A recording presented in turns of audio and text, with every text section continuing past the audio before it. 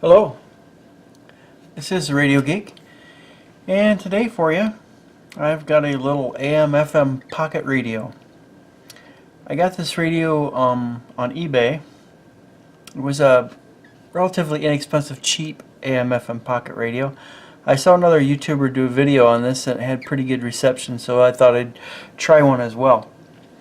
Anyway, I'm not sure how you pronounce the name, if it's NIA or how it's pronounced, but it looks like NIA. And it's the model RD-206SP.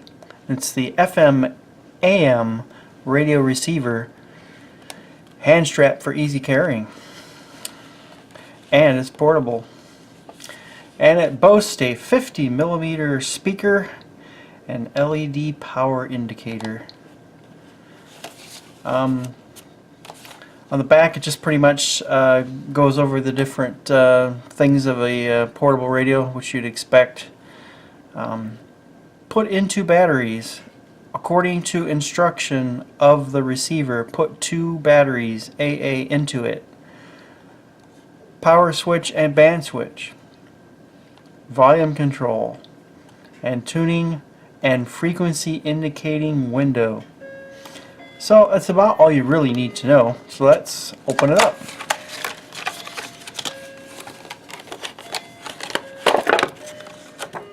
Alright, well, first thing you notice, I guess, is it's very, very light. And the plastic texture is just really smooth. There's no texture to it all. It really feels like a really cheap type plastic. So let's get some batteries into this guy.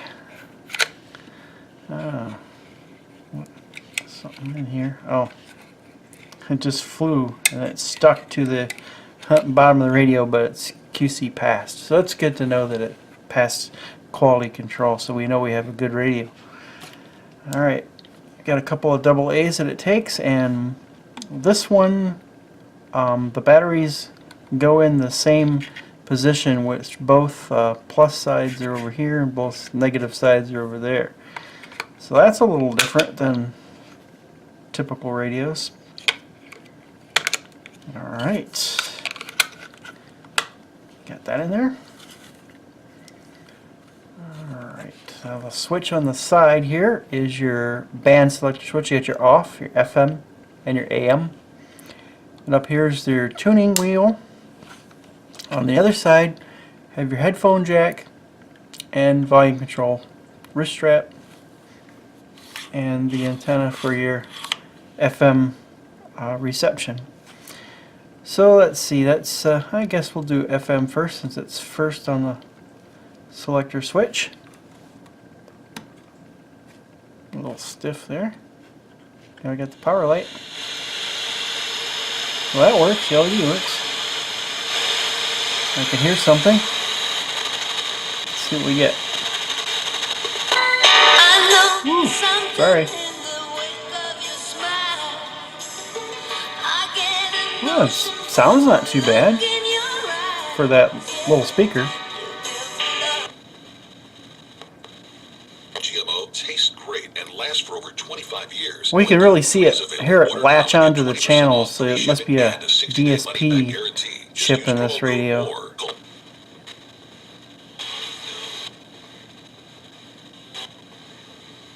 Well, I guess maybe I should extend the antenna as well.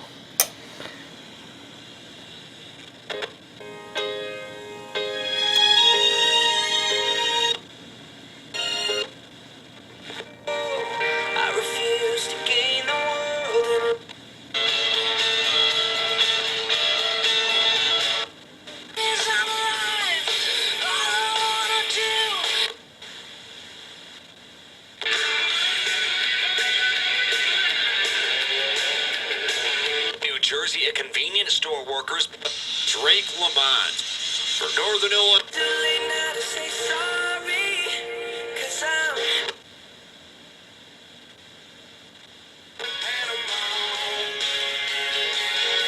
You really have to tune the wheel kind of slow, because it just it'll just be nothing there, and then bam, it'll just latch onto the signal.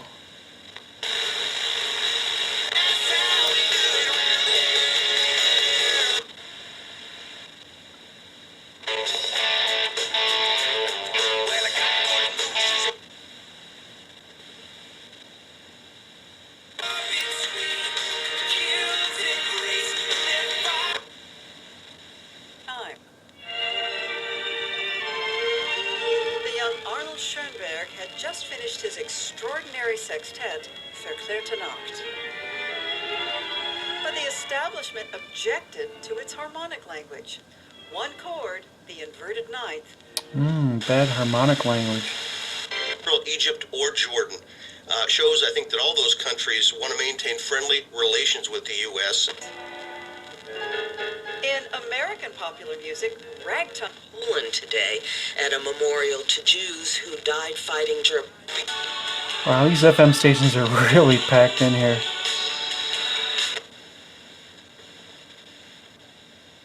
Wow, that was the FM band. Did quite well. Picked up quite a few stations, and the sound was actually pretty good for a small pocket radio. So let's go on and shift to the AM band and see what we get here. Kind of at the bottom of the band, tuning our way up.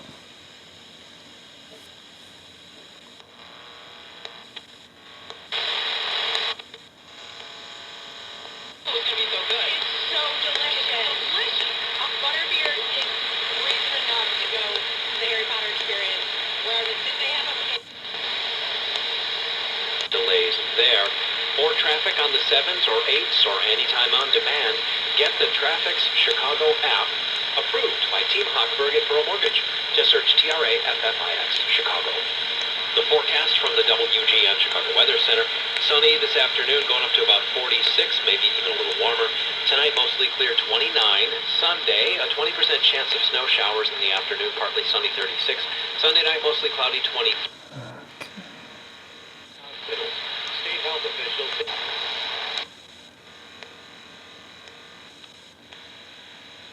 We're picking up some Chicago stations. That's pretty good.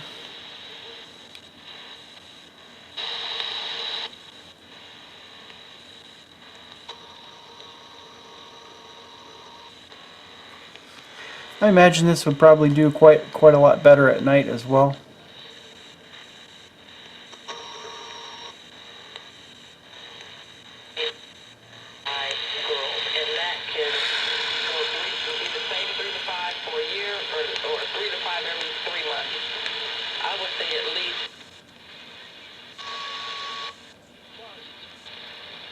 We got a lot of problems going on here, and you guys voice our problems, and I appreciate that.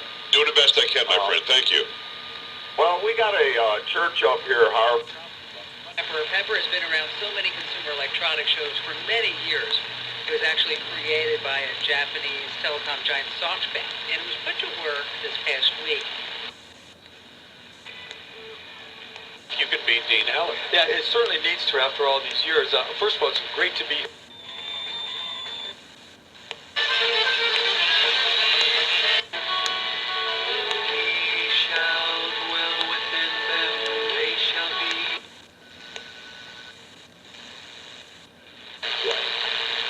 May 26th of last year, Jeremy Joseph Christian.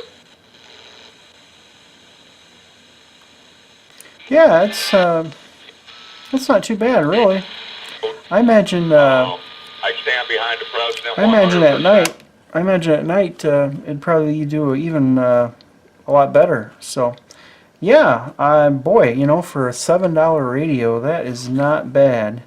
Not bad at all for something that inexpensive. Like I say, the only really, I mean, the tuning dial, it moves really smooth and nice. It's not gritty or anything. Volume control seems to be nice as well. Yeah, it functions really well for an inexpensive radio. You can't complain about that. And really, for a $7 radio, I think it was $7.07 on eBay. And I guess if you just search for the RD-206SP, you could find it. I haven't seen it in any other colors, although I suspect it probably does come in other colors, but on eBay anyway. This is the white one. It's the only color I could find. All in all, it's a good radio for a cheap pocket radio that you can take around with you. I would recommend it. The only, I guess, negative about it, and then again, it is a $7 radio, so you can't expect a whole lot, but this plastic really feels really cheap. And it's got this real slippery, smooth texture. You know, it kind of like looks like the shape of like a a stick deodorant or something, I guess. but all in all, yeah, it's pretty good. Now, I noticed the way it was latching onto the stations and everything, and I suspect there's a DSP chip in there. So I'm gonna pop this guy open, and I'm gonna see if we can find out if there is indeed a DSP chip inside the radio. So give me just a minute, and I will return with it or opened up. All right, here we are back with the back of it taken off. It wasn't too difficult to take apart. There's just one screw in the battery door and under the batteries, and one screw on the back, and then it's kind of got some snaps along the side, and you just unsnap that and it kind of pivots out this way and snaps off on the other side. So not too difficult to take it apart. And looking at the radio, it looks like pretty much all the components are on this side of the board. There's a couple of capacitors, a crystal right underneath the chip, and the LED for the power LED. But other than that, it doesn't look like there's that much on the other side, and I just kind of peered through it on the side. So I'm not going to take the rest of the board out. I noticed, we'll just see if we can zoom in here just a bit too. That might help a bit. Okay. First thing is this. Let me see if I can get it to focus. Yep. Maybe there's about as good as I can get with focusing. But anyway, I've noticed this antenna, the AM bar antenna, was kind of interesting. It's really got some small wire that's wrapped around there, and then you can see that there's another piece within there, within the wrapping, that extends beyond the wrapping. Another piece of ferrite material or what? Because this is the ferrite bar itself, and then it's just you know, in like a plastic piece of the radio, and then they just glued it in place right here. It's the only thing holding it in place.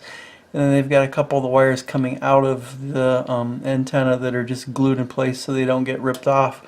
But there's an awful lot of windings there, and then there's this extra piece here, this extra little bar that's like slid in there, and I don't know what that's all about, but I thought that was kind of interesting.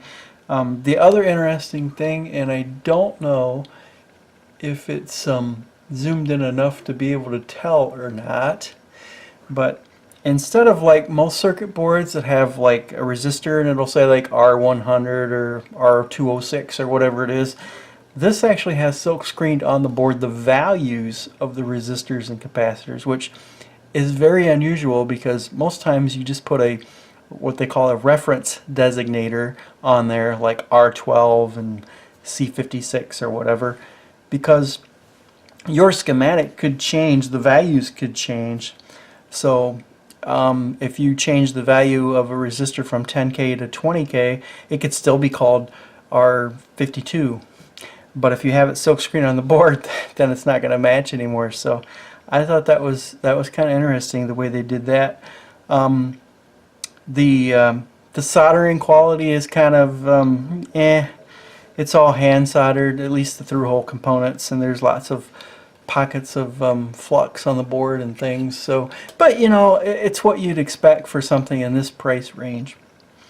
But I'll say the performance is rather good for this price range. I can't really zoom in anymore on this chip. I'll try, but I think it's going to get fuzzy on me again.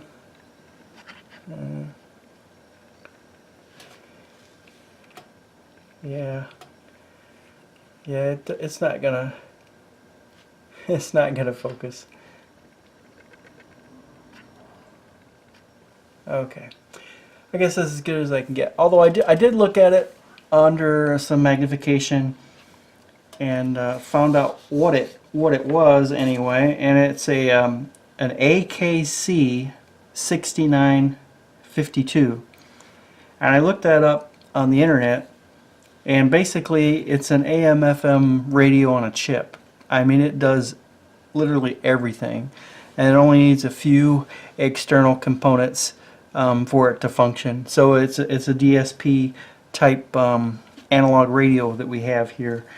The company that makes it is a Chinese company. It's called Ask Technology, And I looked for data sheets on this radio, and everything is in Chinese, and if you try to translate the PDF, it kind of it strips it of the graphics, and then it kind of jumbles things up. It really wasn't a whole lot to learn anyway, but I did get the data sheet here.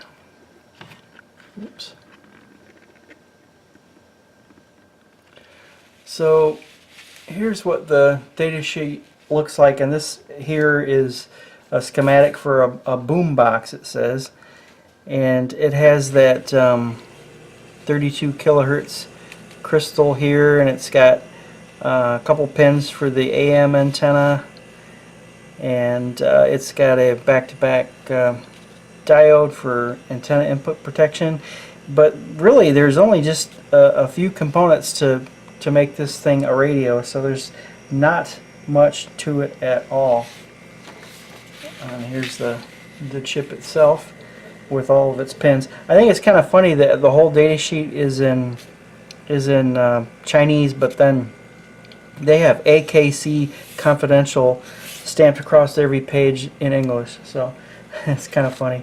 But anyway, so it looks like it's just a radio on a chip, low cost obviously, but it does perform really well, and with that antenna it really seems to pull in the AM stations, and FM does pretty well also.